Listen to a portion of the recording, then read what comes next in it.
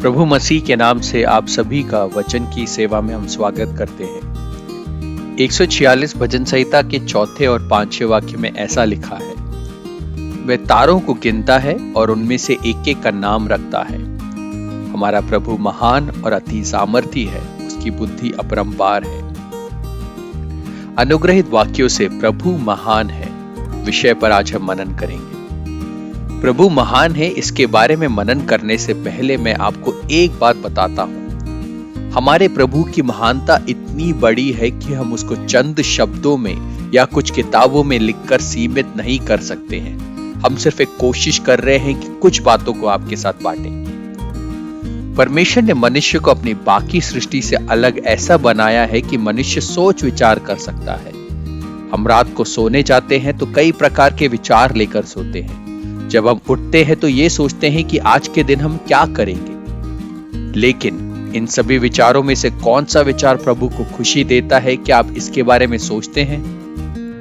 प्रियो, जब हम कई प्रकार के विचारों को लिए चलते हैं तो एक विचार इन सब के ऊपर होना चाहिए, वो ये कि हमारा प्रभु कितना महान है। प्रभु के बारे में विचार करने से ऊपर कुछ भी विचार नहीं हो सकता।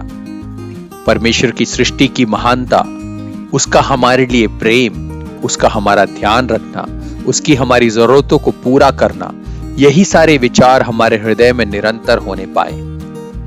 कई बार हमारे हृदय में दुनिया के ज्ञान के विषय और विद्वानों के द्वारा कही गई बातों के विषय घूमते रहते हैं, लेकिन हर एक दिन हम प्रभु का विचार कर निरंतर उसमें नम्र होने पाए, क्योंकि यही हमें प्रभु में एक मन करेगा। जैसा एक बालक एक बर्तन लेकर समुद्र किनारे समुद्र को भरने पहुंच जाता है, उसी प्रकार से हम भी प्रभु को पाने के लिए आगे बढ़ते हैं। लेकिन फिर भी प्रभु हमारी इच्छा को जानकर हमें भरता है। 3री शताब्दी के प्रभु भक्त ने ऐसा कहा, हमारे मनों के विचार से बढ़कर है हमारे परमेश्वर की महिमा, उसे स्वीकार कर पाना हमारे लिए संभव नहीं। सभी भाषाओं और सभी संस्थानों से बढ़कर है हमारा परमेश्वर। जब हम मसीह के साथ होते हैं तो हमारे बड़े बड़े विचार भी उस मसीह के सामने छोटे पड़ जाते हैं। अय्यूब की किताब उसका 36वां अध्याय उसका 26वां वाक्य ऐसा कहता है, देख, ईश्वर महान और हमारे ज्ञान से कई परे है और उसके वर्ष की गिनती अनंत है। यही अय्यूब की किताब 37वां अध्याय 5वां वाक्य ऐसा कहता है, ईश्वर बड़े बड़े काम करता है जिनको हम नहीं समझते। हमने जो वाक्य पढ़े वो हमें सिखाते हैं कि परमेश्वर हर एक तारों को गिनकर जानता है। दूसरा, हम यहां देखते हैं कि इन असंख्य तारों को एक एक करके वो नाम देता है।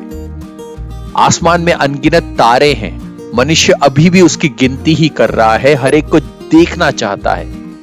एक पल के लिए सोचे कि वो सबको देख ले, हर एक की गिनती कर ले, लेकिन फिर भी मनुष्य उन्हें नाम नहीं दे पाएगा क्योंकि उसके पास उतने शब्द ही नहीं। हमारा परमेश्वर हर एक तारों को सिर्फ गिनकर ही नहीं, हर एक को नाम से जानता है। हमारे परमेश्वर की समझ और उसकी शक्ति का कोई अंत नहीं, वो असीमित परमेश्वर है।